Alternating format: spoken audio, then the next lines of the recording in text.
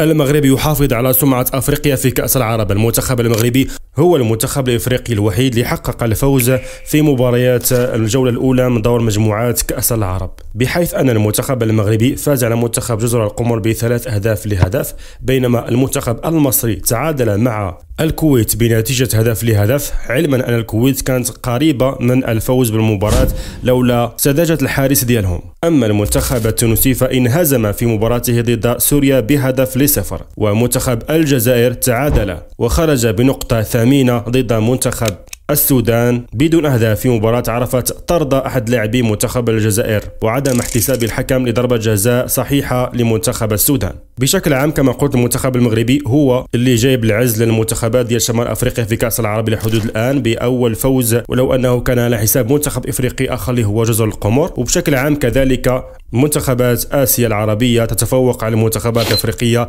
باستثناء المنتخب الوطني المغربي. ففي انتظار الجولة الثانية ونشوف إن شاء الله المنتخبات الأفريقية كتألق وكتبين أن الكرة الأفريقية أفضل من الكرة العربية في الخليج، وكنتمنوا بطبيعة الحال أن المنتخب المغربي يتوج باللقب، ونتمنوا كذلك أنه يكون النهائي أفريقي 100%، لأنه بدات واحد الهضرة كتكرر من جديد أن الكرة الآسيوية راه أفضل من الكرة الإفريقية، وأن المنتخبات العربية في آسيا أفضل من المنتخبات الأفريقية الناطقة بالعربية، ولكن كلنا كنعرفوا أن الكرة الإفريقية راه أفضل بمراحل من الكرة الآسيوية.